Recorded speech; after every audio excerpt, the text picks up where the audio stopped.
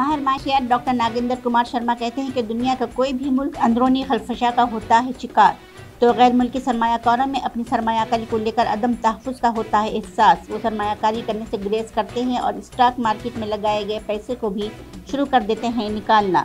بدقسمتی سے اس وقت ہندوستان اس راہ پر ہے گامزن اور یہ انتہائی ہے تشویشناک۔ جموں و کشمیر کے سابق وزیر اعلیٰ ڈاکٹر فاروق عبداللہ کو دوبارہ نیشنل کانفرنس کا صدر کیا گیا ہے منتخب۔ ممبئی میں ماہی میلے کے آغاز کے سلسلے میں additional police commissioner central region Gyaneshwar Chauhan نے کہا ہے کہ ہمارے لیے باعث افتخار ہے کہ بابا مخدوم شاہ کو کہا جاتا ہے پولیس کا بابا۔ ممبئی فسادات کے سلسلے میں 30 سال بعد بھی مظلومین انصاف سے ہے محروم۔ سپریم کورٹ کے حکم کے باوجود سرکاری سطح پر کوئی کارروائی نہیں کی گئی، جبکہ بلال مسجد فائرنگ میں زخمی فاروق ماپکر قصوروار پولیس افسر پر کارروائی نہ ہونے پر ہیں غمگین۔ مشہور شاعر، گیت نگار اور فلمی اسکرین رائٹر جاوید اختر نے مسلم پرسنل لاء کو سراسر غلط قرار دیا ہے۔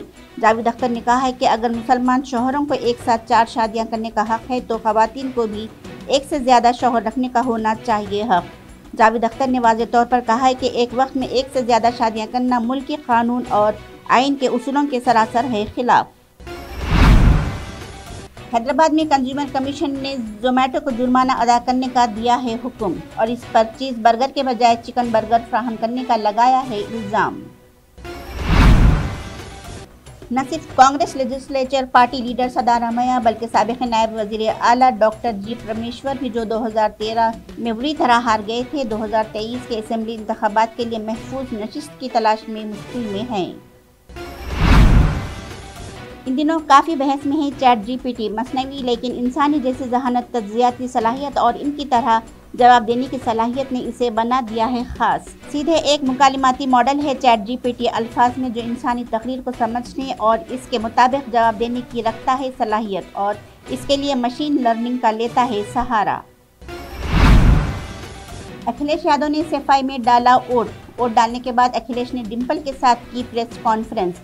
اس دوران انہوں نے کہا کہ پولیس کی کوشش ہے کہ سماجوادی پارٹی کا ووٹ ڈالنے نہ دیا جائے۔ اس دوران یوگی کے نائب وزیر اعلیٰ نے اب اپوزیشن پر کیا جوابی حملہ۔ ہندوستان کے بعض ریاستوں میں بڑھ رہے ہیں خسرے کے کیسز۔